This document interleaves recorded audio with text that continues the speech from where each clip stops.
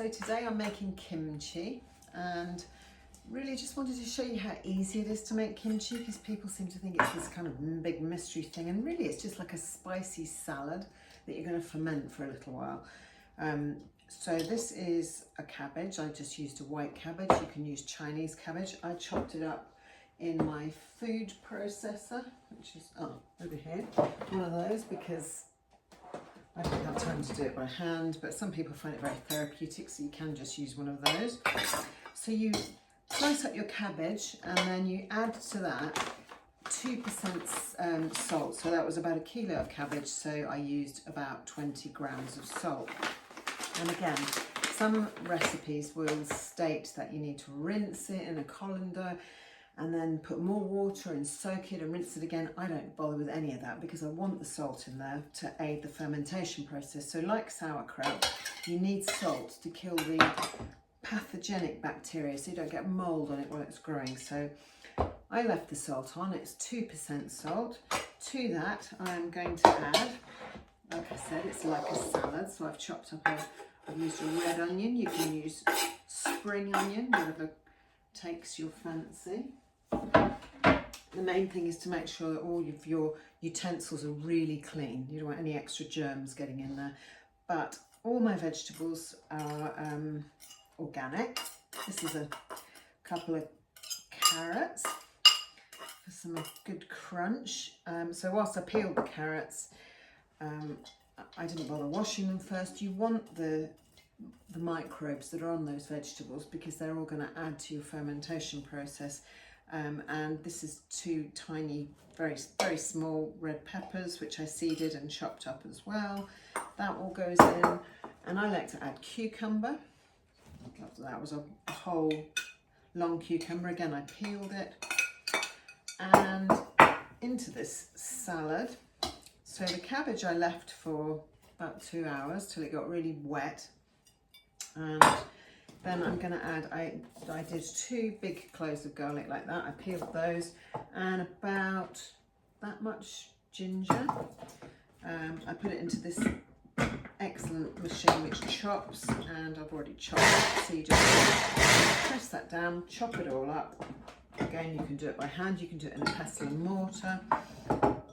Whichever way you feel is most efficient. You then put the garlic and ginger into that.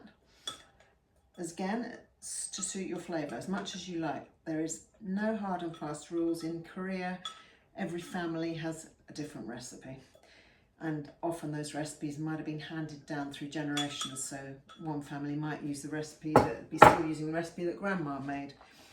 We're going to mix all that up together.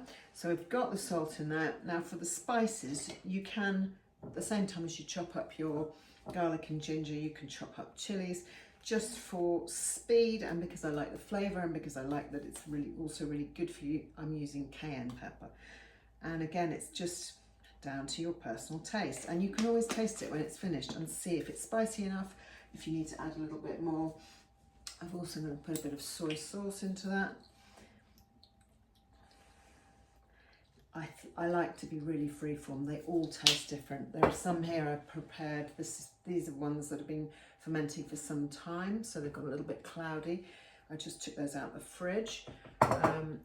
This is one I just did just a couple of days ago, and it's still making. Some recipes suggest that you just need to ferment them for a couple of days. I think you need to ferment them like you do with sauerkraut for much longer than that to let the flavour develop. Some recipes suggest fish oil, sorry, not fish oil, fish sauce, which I sometimes add. I haven't got any today, so I'm not adding it, but I could always add some later if I wanted the flavour. And then you're going to put all of that into a bowl and just really massage it all together. That's why I put the gloves on, because it's very garlicky, very oniony and gingery, and with all that spice in there too. And this part is quite important because it's going to get will start to really break down the fibres of the vegetables. And it's a bit like kneading bread. You can you can do that for as long as you like. But again, it's a salad. It's a spicy fermented salad. There's no hard and fast rules. So I did already give the cabbage a good massage before I started the camera rolling. And when it's all completely combined, you can taste it with a clean spoon. Make sure you like the saltiness of it. Yeah, that's pretty spicy, pretty salty. And then take a clean jar and start to put it in there. It's not quite like sauerkraut in that you don't have to pack it all down and try and exclude every last morsel of air out of your jar, but you squash it down a bit. You can fit a lot into a jar. Making a right old mess here all over the counter, doesn't matter.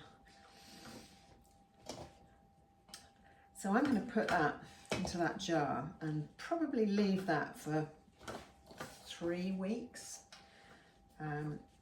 Again, it's recipes often tell you to put it in a dark place. I just put it on my kitchen counter. Every couple of days I open it up and let out any gas that needs to come out.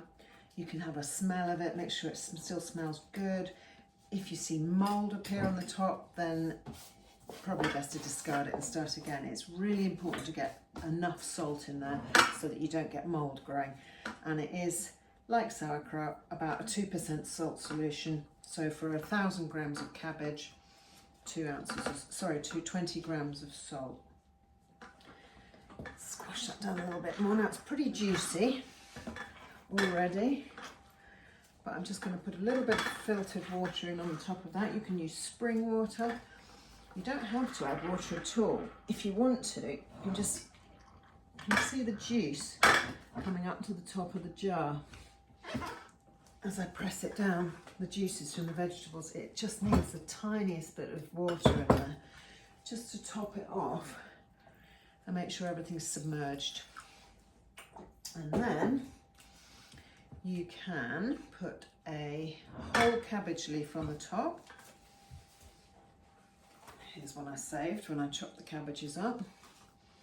Just going to put that down on the top there to keep everything underneath the water, underneath the juice. And on top of that, I'm going to put one of these glass weights, which you can buy online. I bought these as a pack of 6. They're made, I think, they're called mason tops. They're made by the same people that make the mason jars. Oop, that goes on the top.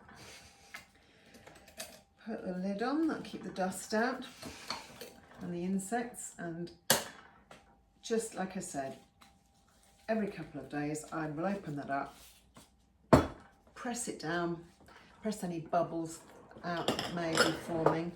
You can see in this one that I did the other day. There's the glass weight. I just push it in and the bubbles come up to the top, and then I put the lid back on. Don't overfill the jars or you might find that the liquid starts to spill out, and that is as easy as it is. That's how you make kimchi.